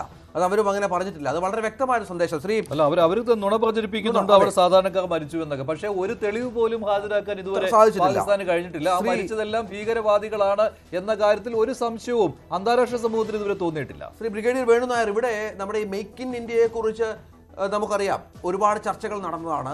അതിൻ്റെ കാര്യക്ഷമതയെക്കുറിച്ച് ഒരുപാട് സംശയങ്ങൾ ഉയർന്നതാണ്. പക്ഷേ ഇപ്പോൾ ഈ 3 ദിവസം കൊണ്ട് നമ്മുടെ സംവിധാനങ്ങൾ എത്രത്തോളം ഫലപ്രദമാണ് എന്ന് വ്യക്തമായിരിക്കുകയാണ്. എത്രത്തോളം ഫലപ്രദമായി ഈ പണം മുടക്കിയ കാര്യത്തിലൊക്കെ വിമർശനങ്ങളൊക്കെ വരുന്ന പശ്ചാത്തലമൊക്കെ ഉണ്ടായിരുന്നു. പ്രതിപക്ഷത്തിൻ്റെ വിമർശനം ഇതുമായി ബന്ധപ്പെട്ടൊക്കെ ഉണ്ടായിരുന്നു. ഇപ്പോൾ സാങ്കേതിക വിദ്യ വാങ്ങിക്കൊണ്ട് നമ്മൾ നടത്തിയ പലതരത്തിലുള്ള പരീക്ഷണങ്ങൾ, ശ്രമങ്ങളൊക്കെ ഈ 3 ദിവസങ്ങൾ ലോകത്തിന് മുന്നിൽ വെളിച്ചം കാണുകയാണ്. നേരത്തെ പറഞ്ഞതുപോലെ ഇതിനുവേണ്ടി ഒരുപക്ഷെ ലോകരാജ്യങ്ങൾ ഇനി ഇന്ത്യയും സമീപിച്ചേക്കാം, ഇന്ത്യയുടെ ആയുധങ്ങൾക്കായി. ആ തരത്തിൽ പോലും ഈ കാര്യങ്ങൾ മാറുന്ന സാഹചര്യം. തീർച്ചയായിട്ടും നമ്മൾ ഈ test of the pudding is eating it എന്നാണല്ലോ പറയുന്നത്. അത് നമ്മൾ ഇന്ന് അറിഞ്ഞിരിക്കുകയാണ്. നമ്മുടെ DRDOയിൽ റിസർച്ച് ആൻഡ് ഡെവലപ്മെൻറ്റിന് വേണ്ടി ചിലവാക്കിയ ഫണ്ട് പൂർണ്ണ ജസ്റ്റിഫിക്കേഷൻ നടത്തിയിരിക്കുകയാണ്. ഇതിൽ ചിലത് നമ്മൾ തയ്യാറായിരിക്കുന്ന പല രംഗങ്ങളുമുണ്ട്. അത് it has not come into action. For example, ഈ ന്യൂക്ലിയർ ഇതുമായിട്ട് വരുമ്പോൾ ഞാൻ അഗ്നി 2 മിസൈലിൻ്റെ ബ്രിഗേഡ് ആദ്യമായിട്ടുണ്ടാകുമ്പോൾ അത് ഒരു 15 വർഷം 2006 മുതൽ 8 വരെ അത് കമാൻഡ് ചെയ്ത ഉദ്യോഗസ്ഥനാണ് ബ്രിഗേഡിയർ ലെവലിൽ. ആദ്യത്തെ ബ്രിഗേഡിയർ ആയിരുന്നു അതിൻ്റെ. അന്ന് ഈ അഗ്നി 2 എന്ന് പറഞ്ഞാൽ 2000 കിലോമീറ്റേഴ്സ് എത്താവുന്ന എന്ന് പറഞ്ഞാൽ ചൈന വരെ എത്താവുന്ന ഏറ്റവും ദീർഘദൂര ആ സമയത്ത് 2008 ഇതായിരുന്നു എൻ്റെ കീഴിൽ ഉണ്ടായിരുന്നത്. പിന്നെ അഗ്നി 3യുടെ ടെസ്റ്റ് ഡെവലപ്മെൻറ്റ് നടന്നുകൊണ്ടിരിക്കുകയായിരുന്നു. അപ്പോൾ അതും നമ്മുടെ ഡോക്ടർ കലാമിൻ്റെ ആ ഒരു ഇൻ്റഗ്രേറ്റഡ് ആ ഒരു റോക്കറ്റ് ആൻഡ് മിസൈൽ സിസ്റ്റത്തിൻ്റെ ഭാഗമായിട്ട് വന്നതാണ്. അങ്ങനെ ഒരു ശക്തി നമുക്കുണ്ട്. അതെനിക്ക് നേരിട്ട് അറിയാവുന്നതുകൊണ്ടുകൂടെ ഞാനത് മെൻഷൻ ചെയ്യാൻ പറഞ്ഞതാണ്. ഇതിനോട് കൂട്ടി വായിക്കേണ്ടത് ഈ അവരുടെ എക്യുപ്മെൻറ്റിൻ്റെ മോശം പ്രകടനം കൊണ്ട് ഇപ്പോൾ ചൈനയ്ക്കും ഭയങ്കര നാണക്കേടുണ്ടായിരിക്കുകയാണ്. അവരുടെ മുൻനിര എയർക്രാഫ്റ്റുകളായ JF-17 കുറച്ച് അപ്പോൾ നമുക്ക് ഡീറ്റെയിൽ ആയിട്ട് നമ്മുടെ എയർഫോഴ്സ് ഇപ്പോൾ പറഞ്ഞിട്ടില്ല എന്തൊക്കെയാണ്. ഏതാണ്ട് ഒരു 10 എങ്കിലും എയർക്രാഫ്റ്റ് താഴെ വീണിട്ടുണ്ടെന്നാണ് ഞാൻ വേറെ സോഴ്സുകളിൽ നിന്ന് നമ്മൾ മനസ്സിലാക്കുന്നത്. ഇത് ആദ്യമായിട്ടാണ് ഈ JF-17 അവരൊരു ലേറ്റസ്റ്റ് ജനറേഷൻ ഫൈറ്റർ എയർക്രാഫ്റ്റ് ആണെന്നാണ് അവർ പറയുന്നത്. പക്ഷേ അത് വാർ സിറ്റുവേഷനിൽ അവർക്ക് ഒന്നും ചെയ്യാൻ പറ്റിയില്ല. പിന്നെ വേറൊരു കാര്യം ഇപ്പോൾ പ്രധാനമന്ത്രി പറഞ്ഞതുപോലെ it is not the equipment only, ഇത് മാൻ ബിഹൈൻഡ് ദ എക്യുപ്മെൻറ്റ് എന്ന് പറയും. അതാണ് വിജയത്തിലേക്ക് കൊണ്ടുപോകുന്നത്. എത്ര മോഡേൺ വെപ്പൺ കൊടുത്താലും അത് ഉപയോഗിക്കാൻ അറിയില്ലെങ്കിൽ it will not produce result in the war. Like യുക്രൈനിൽ നടക്കുന്ന പോലെ നാറ്റോയിൻ്റെ എല്ലാം അത് അവിടെ കിട്ടുന്നുണ്ട്, അവർക്കത് ശരിക്കും ഉപയോഗിക്കാൻ പറ്റുന്നില്ല. പക്ഷേ ഇവിടെ നമ്മൾ ട്രെയിനിങ്ങിലും അതിൻ്റെ ഉപയോഗത്തിലും എല്ലാം ഇന്ത്യയിലെ സൈനികർ, ഇപ്പോൾ ഫൈറ്റർ പൈലറ്റ്സ് ആകട്ടെ, ഈ ADയിലെ ഓപ്പറേറ്റേഴ്സ് ആകട്ടെ, LCയിൽ നമുക്ക് ഉണ്ടായ വിജയത്തെപ്പറ്റി വളരെ ലോ പ്രൊഫൈലായിട്ടാണ് ഇപ്പോൾ പറയുന്നത്. അതിൻ്റെ ചില ഫോട്ടോകളും അതും ഇതൊക്കെ വീഡിയോകളൊക്കെ വരുന്നുണ്ടായിരുന്നു. അവിടെയും നല്ല പ്രധാനമന്ത്രി ഇത് എടുത്തു പറയുകയും ചെയ്തത് ഭീകരവാദികളുടെ ക്യാമ്പുകൾ ഇല്ലാതാക്കിയത് അങ്ങനെയാണ്. അസാമാന്യ ധൈര്യമാണ് ഇന്ത്യൻ സൈനികർ കാണിച്ചത് എന്നാണ്. അപ്പോൾ ഉപകരണങ്ങൾ ഉണ്ടായത് കൊണ്ട് മാത്രം കാര്യമില്ല, അത് പ്രയോഗിക്കാൻ മിടുക്കരായ സൈനികർ, അവരുടെ ധൈര്യം, അതിനാണ് അദ്ദേഹം ഒരു ബിഗ് സല്യൂട്ട് നൽകിയിരിക്കുന്നത്. ശ്രീ മിഥുൻ വിജയകുമാർ.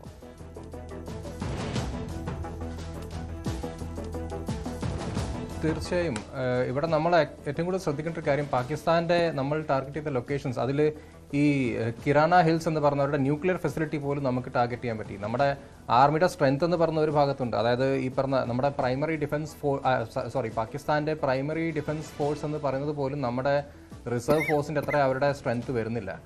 അപ്പം ഇത് ഉപയോഗിക്കാൻ അറിയുന്ന സ്കിൽഡ് ആയിട്ടുള്ള ഒരു മിലിറ്ററി നമ്മുടെ കയ്യിലുണ്ട്. നമ്മുടെ ഈ വെപ്പൺറി യൂസ് ചെയ്യാൻ സ്കിൽഡ് ആയിട്ടുള്ളൊരു മിലിറ്ററി ഫോഴ്സ് നമ്മുടെ കയ്യിലുണ്ട്. നമ്മുടെ ആർട്ടിലറി കേപ്പബിലിറ്റീസ്, നമ്മുടെ ഇൻഫെൻട്രി ആണെങ്കിലും അല്ലെങ്കിൽ മറ്റേത് രീതിയിലാണെങ്കിലും പാകിസ്ഥാനുമായിട്ട് നമ്മൾ കമ്പയർ ചെയ്യുമ്പോൾ വളരെ ഒരു സ്ട്രോങ് ഒരു ഡിഫൻസ് സിസ്റ്റം, ഒരു സ്ട്രോങ് ഡിഫൻസ് എക്കോ സിസ്റ്റം നമുക്കുണ്ടെന്ന കാര്യം നമ്മൾ വളരെ സ്ട്രോങ് ആയി തന്നെ കാണിച്ചു കൊടുത്തിട്ടുണ്ട്, നമുക്ക് തെളിയിക്കാൻ സാധിച്ചിട്ടുണ്ട്. അപ്പോൾ അവിടെയാണ് പാകിസ്ഥാന്റെ ഈ പറഞ്ഞ ന്യൂക്ലിയർ ഫെസിലിറ്റി പോലും ഇന്ത്യക്ക് ടാർഗറ്റ് ചെയ്യാൻ പറ്റും. ഇന്ത്യയുടെ ഇന്റലിജൻസ് എത്ര സ്ട്രോങ് ആണെന്നും ഇന്ത്യയുടെ ഇന്റലിജൻസും ഇന്ത്യയുടെ ഡിഫൻസും എത്രത്തോളം കോർഡിനേറ്റഡ് ആയിട്ടുള്ള ഒരു അറ്റാക്കാണ് ഇപ്പോൾ നടത്തിയത് എന്നാണ് നമുക്ക് ഇവിടെ കാണാൻ പറ്റുന്നത്. അപ്പോൾ പാകിസ്ഥാനെ സംബന്ധിച്ച് പാകിസ്ഥാനിന് നിക്കക്കള്ളിയില്ലാത്തൊരവസ്ഥയായിരുന്നു ഈ ഒരു യുദ്ധം എന്ന് പറയുന്നത്. കാരണം പാകിസ്ഥാന്റെ ഇന്റേണൽ ഇഷ്യൂസ് ഒരു ഭാഗത്തുണ്ട്, അത് നമ്മൾ ചർച്ച ചെയ്യേണ്ട ഒരു കാര്യം തന്നെയാണ്. കാരണം ഈ യുദ്ധം നടക്കുന്നതിന്റെ ഇടയിൽ തന്നെ നമ്മൾ കണ്ടത് ബലൂചിസ്ഥാൻ ലിബറേഷൻ ഫോഴ്സ് അവിടെ ഒരു 14 പട്ടാളക്കാരെ കൊന്നു, അവിടെ ബോംബിട്ട് തകർത്തു. അപ്പോൾ പാകിസ്ഥാൻ ഇന്റേണലി ഇൻസ്റ്റേബിൾ ആണ്, അവരുടെ ഡിഫൻസ് മെക്കാനിസംസ് സ്ട്രോങ് അല്ല. ഈ പറഞ്ഞ പോലെ അവരുടെ ഈ പറഞ്ഞ ലോങ് റേഞ്ച് മിസൈൽസ് പോലും ഇന്ത്യക്ക് വലിയ രീതിയിൽ നാശനഷ്ടം ഉണ്ടാക്കില്ല. പക്ഷേ ഇന്ത്യയുടെ ലോങ് റേഞ്ച് മിസൈൽസ് നമ്മൾ യൂസ് ചെയ്ത് കഴിഞ്ഞാൽ പാകിസ്ഥാൻ എന്ന രാജ്യം തന്നെ ഉണ്ടാവില്ല. അപ്പോൾ അങ്ങനെയുള്ളൊരു സാഹചര്യത്തിൽ പാകിസ്ഥാൻ യുദ്ധം എന്തുകൊണ്ടും വേണ്ടിയിരുന്നില്ല. ഇത് പാകിസ്ഥാന്റെ തീവ്രവാദികൾ എല്ലാ കാലത്തും കാണിക്കുന്ന പോലെ ഒന്ന് പേടിപ്പിച്ച് പോകാൻ നോക്കിയതായിരുന്നു. പക്ഷേ ഇത്രത്തോളം അവർ പ്രതീക്ഷിച്ചില്ല. കാരണം ഓരോ സമയത്തും ഇന്ത്യ ഒരു സൈലന്റ് പൊസിഷൻ എടുക്കും, അല്ലെങ്കിൽ ഇന്ത്യ ഒരു പീസ് ടോക്കിന് ഒരു പീസ്ഫുൾ പൊസിഷനാണ് എല്ലാ സമയത്തും എടുത്തിട്ടുള്ളത്.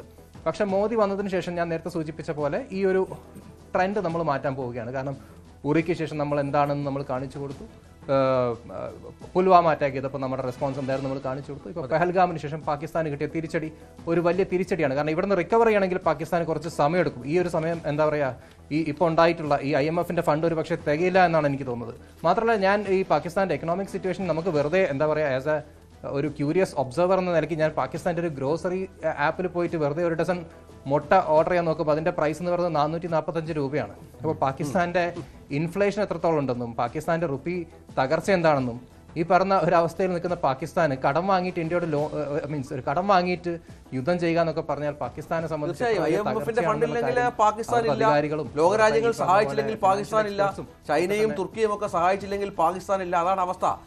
പ്രധാനമന്ത്രിയുടെ പ്രസംഗം, പ്രധാനമന്ത്രി ആദ്യത്തെ അഭിസംബോധന ചെയ്തത് അല്ലേ, ഇന്ത്യ വെടിനിർത്തൽ തയ്യാറായത് പാകിസ്ഥാൻ കേണപേക്ഷിത കൊണ്ടാണ് എന്ന് പ്രധാനമന്ത്രി പറയുന്നു. അദ്ദേഹം അസന്നിഗ്ധമായി പറയുകയാണ് അവർ ഇങ്ങോട്ട് വന്ന് കീഴടങ്ങുകയായിരുന്നു, തുടർന്നാണ് നമ്മൾ വെടിനിർത്തലിന് തയ്യാറായത്. അദ്ദേഹത്തിന്റെ വാക്കുകളിലേക്ക്.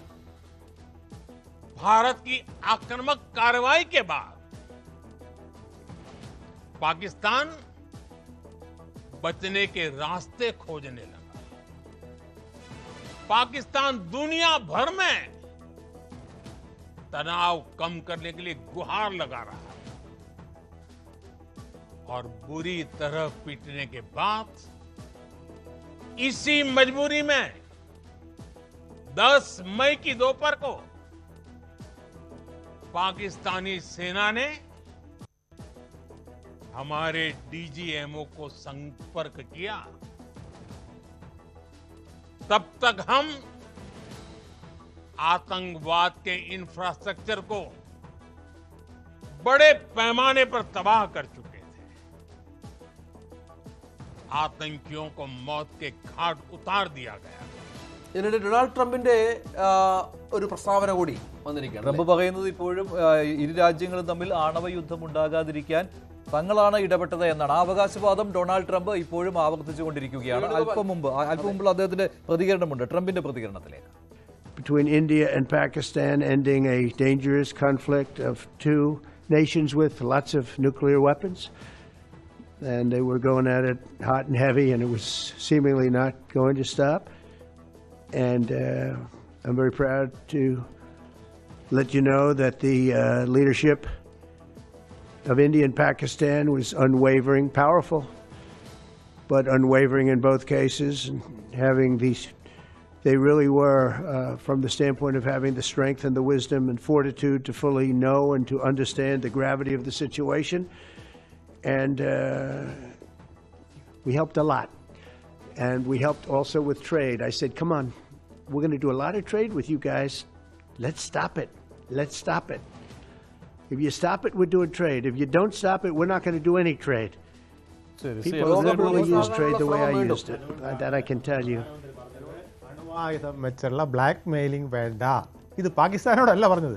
പാകിസ്ഥാൻ ഞങ്ങൾക്ക് 0 ആണ്, നിന്റെ തലയെ കൊണ്ടുവന്ന് ഞങ്ങൾ ഇപ്പോൾ പിന്നെ അവിടെ പിന്നെ ഈ എന്താ കുന്നുകൾ, കിരാന കുന്നുകളുടെ തൊട്ടടുത്ത് കൊണ്ട് ഇട്ടത് എന്താ, അതിനപ്പുറത്ത് ശാലം കൂടെ മാറിക്കൊണ്ടിടാൻ അറിഞ്ഞുണച്ചിട്ടില്ല. അതിട്ടാൽ പാകിസ്ഥാനിലെ ജനതയ്ക്ക് കൂടെ തകർച്ച വരും. അത് വന്നാൽ ഇന്ത്യക്ക് വലിയ ഒരു നാണക്കേടും ഇന്ത്യക്ക് എന്നും മായ്ക്കാൻ പറ്റാത്ത ഒരു കളങ്കവുമായിട്ട് നിൽക്കും. അതുകൊണ്ടാണ് അത് ചെയ്യാതിരുന്നത്. അപ്പോൾ അതുകൊണ്ട് പറയുകയാണ്, പാകിസ്ഥാനോടല്ല ഈ പറഞ്ഞത്. ശരിക്കും പറഞ്ഞാൽ അമേരിക്ക ഇത് തുടങ്ങിയത് 10-ാം തീയതി തുടങ്ങിയതാണ്. 10-ാം തീയതി ഉച്ചയ്ക്ക് പെട്ടെന്ന് വിളിച്ചിട്ട് പറയുകയാണ്, നിങ്ങളുടെ 10ഓളം നഗരങ്ങൾ ഇപ്പോൾ ചിലപ്പം പാകിസ്ഥാനാണ് ബോംബിട്ടുകളെ അവന്മാരെല്ലാം റെഡിയാക്കി വെച്ചിരിക്കുകയാണെന്ന് പറഞ്ഞതൊന്നുമില്ല. ഞങ്ങൾക്കറിയാം എന്താ ചെയ്യേണ്ടതെന്ന് പറഞ്ഞ് അത് ഫിനിഷ് ചെയ്ത് ക്ലീനാക്കി നമ്മൾ എടുക്കുകയും ചെയ്തു. അത് കഴിഞ്ഞിട്ട് അവരുടെ DGMO അടുത്ത് വന്ന് സംസാരിക്കാൻ പറഞ്ഞു. ഞാനൊരു 33 വർഷം 2018 വരെ ഈ വിദേശ പ്രതിനിധികളെ കേരളത്തിൽ ഇങ്ങനെ കൊണ്ടു നടന്ന ഒരാളാണ്. എനിക്ക് ഒരു കാര്യം അറിയാം, ഇവരുടെ ഒരൊറ്റ അതാണ് ഞാൻ പ്രത്യേകം പറയാനായിരിക്കും. ഒരു കാര്യം എനിക്ക് വളരെ വ്യക്തമാണ്, ഈ വിദേശ പ്രധാനപ്പെട്ട രാഷ്ട്രങ്ങളുടെ എല്ലാം വിചാരം ഇന്ത്യ ഒരു കോളനി രാജ്യമാണെന്നാണ്. അവിടെ തീവ്രവാദമൊക്കെ ഇങ്ങനെ നടക്കും. നമ്മുടെ ചിലർക്ക് കണ്ടിട്ടില്ല, ഈ കോളനിയിൽ വല്ല വെടിവെപ്പും അടിയും കുത്തുമൊക്കെ നടന്ന ആൾ പറയുമോ അതൊക്കെ സ്ഥിരമുള്ളതാണ്. അതേസമയം ഒരു VIP മേഖലയിൽ നടന്നു കഴിഞ്ഞാൽ അയ്യോ VIP കേന്ദ്രത്തിൽ അവിടെ വെടിവെപ്പ് നടന്നിരിക്കുന്നു, അല്ലെങ്കിൽ കൊലപാതകം നടന്നിരിക്കുന്നു, വലിയ വിഷയം, അവിടെ പോലീസ് സൈറൻ ബഹളം. ഇതാണ് ഈ വെസ്റ്റേൺ രാജ്യങ്ങളുടെ മനോഭാവം. ഞങ്ങളുടെ അവിടെ തീവ്രവാദം വന്നാൽ, ഞങ്ങളുടെ ട്രേഡ് സെന്റർ ആരെങ്കിലും തീവ്രവാദത്തിൽ അടിച്ച് തകർത്താൽ അത് ഭയങ്കരം, ലോകത്തെ ഏറ്റവും വലിയ വിഷയമാണ്. അമേരിക്കയുടെ മനോഭാവം അതാണ്. അമേരിക്കയുടെ മനോഭാവം മാത്രമല്ല, യൂറോപ്യൻ രാഷ്ട്രം, ഞാൻ UK പ്രത്യേകിച്ച് പറയും. UK എന്ന് പറഞ്ഞാൽ അമേരിക്കയേക്കാൾ മോശമായിട്ടാണ് പലപ്പോഴും ഞാൻ കണ്ടിട്ടുള്ളത്. UK പ്രതിനിധികൾ വന്ന് സംസാരിക്കുന്നറിയാം, നീയൊക്കെ വെറും ഞങ്ങളുടെ അടിമകളാണെന്നുള്ള മനസ്സിലാണ് ഇപ്പോഴും സംസാരിക്കുന്നത്. ഇത് ഞാൻ വ്യക്തമായി കണ്ടിട്ടുള്ള ഒരാളാണ്. എനിക്കതുകൊണ്ട് ഈ പ്രധാനമന്ത്രിയുടെ മെസ്സേജ് ആർക്ക് കൊടുത്തു എന്നുള്ളതിൽ എനിക്ക് യാതൊരു സംശയവുമില്ല. ഇത് കൊടുത്തിരിക്കുന്നത് മെസ്സേജ് കൊടുത്തിരിക്കുന്നത് ഒരു അമേരിക്ക വിലയിട്ട ഒരു ഭീകരൻ പോലും, ഒരു മത നേതാവ് പോലും ഈ പറഞ്ഞ ഈ നമ്മൾ കൊലപ്പെടുത്തിയ ഭീകരവാദികളുടെ ചടങ്ങിൽ പങ്കെടുത്തിട്ട് ഒരു വാക്ക് പോലും അമേരിക്ക അയാളാണ് പറയണമല്ലോ. അവിടെ മതചടങ്ങുകൾക്ക് നേതൃത്വം അതെ, കൊടുത്തത് ഒരു അയാളാണ്. വാക്ക് പറയണമല്ലോ അമേരിക്ക. കാരണം ഒസാമ ബിൻ ലാദനെ അടിക്കാൻ അമേരിക്ക എടുത്ത നടപടി നമ്മൾ കണ്ടതാണ്. അതിനേക്കാൾ ഭയങ്കരമല്ലേ ഞാൻ അതിനേക്കാൾ ഭയങ്കരമായിട്ട് കാണുന്നത് UN സെക്യൂരിറ്റി കൗൺസിൽ ഒരു രാജ്യം എന്ന് പറയുകയാണ് ഞങ്ങൾ വേണ്ടി വന്ന അണുവായുധം ഉപയോഗിക്കുന്ന പറയുന്ന ഒരു രാജ്യം കയറി വരുമ്പം ആദ്യം ഇത് സ്റ്റോപ്പ് ചെയ്യാൻ പറയണ്ടേ? അവിടുത്തെ 14 രാഷ്ട്രം ഒറ്റക്കെട്ടായിട്ട് പറയണ്ടേ? അത് എന്തുകൊണ്ട് പറഞ്ഞില്ല?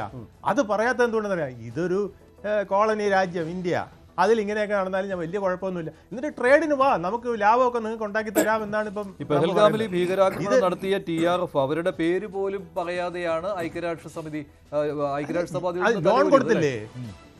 പിന്നെ 1000 കോടി ആയിക്കോട്ടെ, 100 കോടി ആയിക്കോട്ടെ, 100 കോടിയെങ്കിൽ 100 കോടി സാങ്ഷൻ ചെയ്ത് വെച്ചില്ലേ? ഈ യുദ്ധം നടക്കുമ്പോൾ തീവ്രവാദികളെ ആക്രമിക്കും. 8500 കോടിയോളം രൂപ. അതെ, 8500 കോടിയോളം രൂപയാണ്. അതിൽ 1800 കോടി അപ്പോഴേ നമ്മൾ തകർത്തു. ചൈനയുടെ SQ-9 തകർത്തോടുകൂടി 1800 കോടി ഒറ്റയടിക്ക് പോയി കിട്ടി. അപ്പം ഒന്നിനും ഇല്ല, അവർക്ക് ഇതൊന്നും തികയില്ല. വ്യോമത്താവളം നന്നാക്കി എടുക്കണമെങ്കിൽ ഈ പണം തികയില്ല. ഇതൊന്നും തികയില്ല. വിജയകുമാർ പറഞ്ഞതാണ്. ഇതിൽ ഒരു കാര്യം നമ്മളിപ്പോൾ വ്യക്തമാക്കിയിട്ടുണ്ട്. ഈ യുദ്ധത്തിൽ വ്യക്തമാക്കിയ 2 കാര്യങ്ങളാണ്. പാകിസ്ഥാൻ ആർമി എന്ന് പറയുന്നത് വെറും പൊട്ടന്മാരുടെ ആർമിയാണ്. അതുപോലെ തന്നെ ചൈനയുടെ ആയുധം എന്ന് പറയുന്നത് ഒന്നാം തരം കളിക്കോപ്പുകളാണ്. ഈ 2 കാര്യങ്ങൾ സാധനങ്ങൾ വിട്ടുകൊടുത്തായിരിക്കും. ഒന്നാം തരം അല്ല, അവർ നല്ല സാധനം വിട്ടിട്ടുണ്ട്. ഈ ചർച്ച പറഞ്ഞാൽ ഇപ്പോൾ പിന്നെ ബ്രിഗേഡിയർ പറഞ്ഞ പോലെ ഒന്ന് ഇവർക്ക് ഇതിൽ ഉപയോഗിക്കുന്നതിനുള്ള ഒരു പരിജ്ഞാന കുറവ് ഉണ്ടാവുമെന്ന് ഞാൻ ധരിക്കുന്നുണ്ട്. കാരണം ഇത്രയും മോശമായിട്ട് SQ പിന്നെ 10-9 തകർക്കാനായിട്ട് ഇന്ത്യക്ക് ഇത്രയും നിസ്സാരമായിട്ട്. പ്രധാനമന്ത്രി പറഞ്ഞ മറ്റൊരു കാര്യമുണ്ട്. പ്രധാനമന്ത്രി അത് പാകിസ്ഥാൻ സർക്കാരിനുള്ള ഒരു മുന്നറിയിപ്പ്, ഞങ്ങൾക്ക് ഇതെല്ലാം അറിയാം, ലോകരാജ്യങ്ങൾക്കും അറിയാം എന്ന് വ്യക്തമാക്കുന്നതിന് വേണ്ടിയാണ് അദ്ദേഹം പറഞ്ഞത്.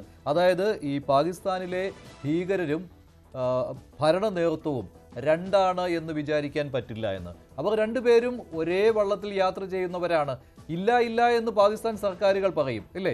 പക്ഷേ ഇവിടെ പ്രധാനമന്ത്രി കൃത്യമായിട്ട് നരേന്ദ്രമോദി പറയുകയാണ് അങ്ങനെ വിചാരിക്കാൻ വകയില്ല എന്ന്. അത് കൃത്യമായ സന്ദേശമാണല്ലോ ശ്രീ മോഹൻ ബഗീസ്. ഇനി പാകിസ്ഥാൻ അങ്ങനെ പറഞ്ഞ് ലോകരാജ്യങ്ങളെ കബളിപ്പിക്കാൻ പറ്റില്ല. ലോകരാജ്യങ്ങളും പലതവണയും ചോദിക്കും നിങ്ങൾ ഇങ്ങനെയൊക്കെ ചെയ്യുന്നില്ലേ എന്ന്. അങ്ങനെ ചെയ്യുന്നുണ്ട്. ഭീകരവാദികളും പാകിസ്ഥാൻ സർക്കാരും രണ്ടല്ല, ഒന്ന് തന്നെയാണ് എന്നുള്ള ക്ലിയർ കട്ടായിട്ടുള്ള മെസ്സേജ് അല്ലേ പ്രധാനമന്ത്രി നൽകിയത്? മഞ്ജുഷ്, കൃത്യമായ മെസ്സേജാണ്. തീവ്രവാദികളും സൈന്യവും ഗവൺമെന്റും എല്ലാം ഒന്ന് തന്നെയാണ്. ഇതുവരെ പാകിസ്ഥാൻ പിടിച്ചു നിന്നത് എവിടെയെങ്കിലും ഒരു ആക്രമണം നടക്കുമ്പോൾ, ഭീകരാക്രമണം നടക്കുമ്പോൾ ഇത് ഞങ്ങളൊന്നും ചെയ്തതല്ല, ഇത് എന്തോ നോൺ സ്റ്റേറ്റ് ആക്ടേഴ്സ് ചെയ്തതാണ്, കാശ്മീരിൻ്റെ വിമോചനത്തിന് വേണ്ടിയുള്ള ആഭ്യന്തരമായ ചില ശക്തികൾ ചെയ്തതാണ്, അത് ജിഹാദാണ്, ഞങ്ങൾക്കതിൽ നേരിട്ട് പങ്കില്ല, യാതൊരു പങ്കുമില്ല ഞങ്ങൾക്ക്. ആ പരിപ്പ് ഇനി വേകില്ല, ഈ ചട്ടിയിൽ ആ പരിപ്പ് വേവില്ല, വ്യക്തമായി പറഞ്ഞിരിക്കുകയാണ്. അത് പാകിസ്ഥാനുള്ള സൂചന. 2, അമേരിക്കയ്ക്ക് കൃത്യമായ സൂചന നരേന്ദ്രമോദിയുടെ പ്രഭാഷണത്തിൽ അല്ലെങ്കിൽ സംസാരത്തിൽ ഞാൻ വായിച്ചെടുക്കുന്നുണ്ട്. അതിനുള്ള പ്രധാന കാരണം ഇതാണ്. കഴിഞ്ഞ 48 അല്ലെ 50 മണിക്കൂറിനുള്ളിൽ ഡൊണാൾഡ് ട്രംപ് 3 പ്രാവശ്യമാണ് ഇന്ത്യയെക്കുറിച്ചും പാകിസ്ഥാനെക്കുറിച്ചും പരാമർശം നടത്തിയത്. ആദ്യം അദ്ദേഹത്തിൻ്റെ ടോൾ ക്ലെയിമാണ്, ഈ യുദ്ധം അവസാനിപ്പിക്കാൻ, വെടിനിർത്താൻ വേണ്ടി എൻ്റെ പങ്ക്, അമേരിക്കയുടെ പങ്ക് എടുത്തു പറയുകയാണ്. അതൊരു ക്ലെയിം. ഇന്ത്യ പ്രതികരിച്ചില്ല. ഇന്ത്യ വെടിനിർത്തൽ പ്രഖ്യാപിച്ചു. 6 മണിയായപ്പോൾ, ഞാൻ 6 മണിയായപ്പോൾ വെടിനിർത്തൽ പ്രഖ്യാപിച്ചു. ട്രംപിനെ മൈൻഡ് ചെയ്തില്ല. 2, കഴിഞ്ഞ അപ്പോൾ കാശ്മീരിന് വേണമെങ്കിൽ ഞാൻ മധ്യസ്ഥത വഹിക്കാം, വേണമെങ്കിൽ നിങ്ങൾക്ക് ആവശ്യമുണ്ടെങ്കിൽ കാശ്മീർ വിഷയം ഞാൻ പരിഹരിച്ചുകൊള്ളാം, അല്ലെങ്കിൽ ഞാൻ ഇടപെട്ട് മധ്യസ്ഥതയിലൂടെ പരിഹരിച്ചുകൊള്ളാം, നിങ്ങൾ പറഞ്ഞാൽ ഞാൻ തയ്യാറാണ്. ആ കാര്യം.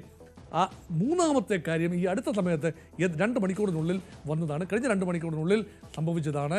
അത് വളരെ വളരെ നിർണായകമാണ്. ഇവിടെ ഞങ്ങൾ ഒന്ന് പറയുന്നത് നിങ്ങൾ കേട്ടില്ലെങ്കിൽ ഞങ്ങൾ നിങ്ങളുടെ കഞ്ഞികുടി മുട്ടിക്കും, വ്യാപാരം അങ്ങോട്ട് നിർത്തിവെക്കും. ഇന്ത്യയോടും പാകിസ്ഥാനോടും പറയുകയാണ്, വ്യാപാരം ഞങ്ങൾ നിർത്തിവെക്കും. അതുകൊണ്ട് നിങ്ങളാണ് രാജ്യങ്ങളാണ്, നിങ്ങൾ പരിഹരിക്കണം, ഇല്ലെങ്കിൽ ഞങ്ങൾ വടിയെടുക്കും, നിങ്ങളൊക്കെ പട്ടിണി കിടക്കുമെന്ന മട്ടിലാണ്. അതങ്ങ് പള്ളിയിൽ പോയി പറഞ്ഞാൽ മതിയെന്നാണ് ശ്രീ നരേന്ദ്രമോദിയുടെ പ്രഭാഷണത്തിൽ പറഞ്ഞത്. കൃത്യമായി അമേരിക്കയ്ക്കുള്ള മറുപടിയാണ്. ഇത് ഞങ്ങൾ തീരുമാനിക്കും, ഈ അജണ്ട ഞങ്ങൾ സെറ്റ് ചെയ്യും. പാക് അധിനിവേശ കാശ്മീരിനെ കുറിച്ച് ഞങ്ങൾ വേണമെങ്കിൽ ചർച്ച ചെയ്യും. കാശ്മീരിനെ കുറിച്ച് അമേരിക്ക ഞങ്ങളെ ഓർപ്പിക്കേണ്ട ആവശ്യമില്ല. കാശ്മീർ ഭാരതത്തിൻ്റെ അവിഭാജ്യ ഘടകമാണ്. ഭാരതത്തിൻ്റെ സ്വതന്ത്ര പരമാധികാര ഇന്ത്യയുടെ സോവറിൻ ടെറിട്ടറിയുടെ ഭാഗമാണ് കാശ്മീർ. അതേക്കുറിച്ചൊന്നും ആരും ഇവിടെ വന്ന് മധ്യസ്ഥത വഹിക്കേണ്ട. ഇത് അമേരിക്കയ്ക്കുള്ള വ്യക്തമായ മറുപടിയാണ്. അതുകൊണ്ട് ട്രേഡിൻ്റെ കാര്യമൊന്നും പറഞ്ഞ് ഉമ്മാക്കി കാട്ടണ്ട, ആണവ കാര്യം പറഞ്ഞുകൊണ്ട് ഉമ്മാക്കി കാട്ടണ്ട എന്ന് പാകിസ്ഥാനോട് പറയുന്നതിനോടൊപ്പം തന്നെ അമേരിക്കയ്ക്കുമുള്ള മറുപടി തന്നെയാണ്. ആ ഓലപ്പാമ്പ് കാട്ടി ഞങ്ങളെ പേടിപ്പിക്കേണ്ട. We have a doctrine called no first use based on minimum credible nuclear deterrence. ഞങ്ങൾ സമാധാനത്തിനാണ്. ഇന്ന് നോക്കൂ, ബുദ്ധ പൗർണമി ദിനം. ഇന്നേക്ക് ഏതാനും വർഷം മുൻപ്, ഒരു 19 വർഷം മുൻപ് ഇന്ദിരാഗാന്ധിയുടെ സമയത്ത് ബുദ്ധ പൗർണിമ ദിനത്തിൽ ബുദ്ധനെന്ന് ചിരിച്ചതാണ്. ആറ്റം ബോംബ് 1974 ഭാരതം പരീക്ഷണം നടത്തി. വീണ്ടും അടൽ ബിഹാരി വാജ്പേയിയുടെ സമയത്ത്, പ്രധാനമന്ത്രി ആയിരുന്ന സമയത്ത്, ജോർജ് ഫെർണാണ്ടസ് പ്രതിരോധ മന്ത്രിയായിരുന്ന സമയത്ത് 98 രണ്ടാമതേയും ബുദ്ധനെന്ന് ചിരിച്ചു. പക്ഷെ ഞങ്ങൾ ആണവമായ ഒരു രാജ്യത്തെ ആക്രമിക്കുമെന്ന് പറഞ്ഞിട്ടില്ല. ആണവമെന്ന വാക്ക് അനവസരത്തിലും പറഞ്ഞിട്ടില്ല. അതുകൊണ്ട് നിങ്ങളുടെ രാഷ്ട്രീയ നേതാക്കൾ പേടിയിൽ നിന്നുകൊണ്ട് ആണവമാണവെന്ന് പറഞ്ഞാൽ ശരിയാണ്. പക്ഷെ അതേസമയത്ത് സീറോ ടോളറൻസ് എന്നുള്ള കാര്യത്തിൽ, ഭീകരവാദത്തിനെതിരെ സീറോ ടോളറൻസ് എന്ന കാര്യത്തിൽ ഒരു സംശയവുമില്ല. അതിനെക്കുറിച്ച് ആരും സംശയം ഉന്നയിക്കേണ്ട എന്നും അദ്ദേഹം വ്യക്തമാക്കി. വീമ്പ് പറയാറില്ല. ഞങ്ങളുടെ പക്കലും നിങ്ങൾ ഉദ്ദേശിക്കുന്നതിനപ്പുറത്തുള്ള ആയുധങ്ങളും സംവിധാനങ്ങളും ധീരന്മാരായ പോരാളികളുമുണ്ട്. ഞങ്ങളുടെ സൈനികർ ഇറങ്ങിക്കഴിഞ്ഞാൽ നിങ്ങൾ ഉറങ്ങില്ല, ആഞ്ഞടിച്ചാൽ നിങ്ങൾ ഉറങ്ങില്ല. ചെയ്ത കാര്യം മാത്രമാണ് മോദി പറഞ്ഞത്. ഇത് കഴിഞ്ഞ വാക്കുകളിലേക്ക്, കുറച്ച് വാക്കുകളിലേക്ക്. दूसरा, कोई भी न्यूक्लियर ब्लैकमेल भारत नहीं सहेगा।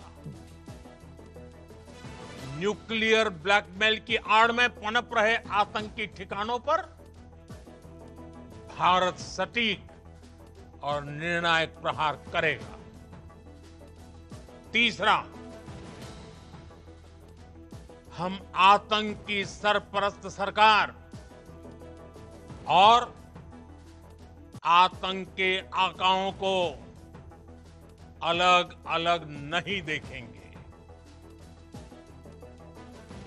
ऑपरेशन सिंदूर के दौरान दुनिया ने पाकिस्तान का वो घिनौना सच फिर देखा है, जब मारे गए आतंकियों को विदाई देने पाकिस्तानी सेना के बड़े बड़े अफसर उमड़ पड़े।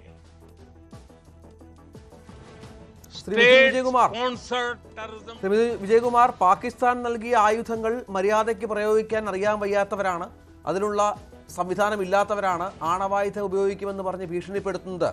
പേടിക്കണം ആ രാജ്യം. ഇന്നത്തെ പ്രധാനമന്ത്രിയുടെ പ്രസംഗം കൂടി കഴിയുമ്പോൾ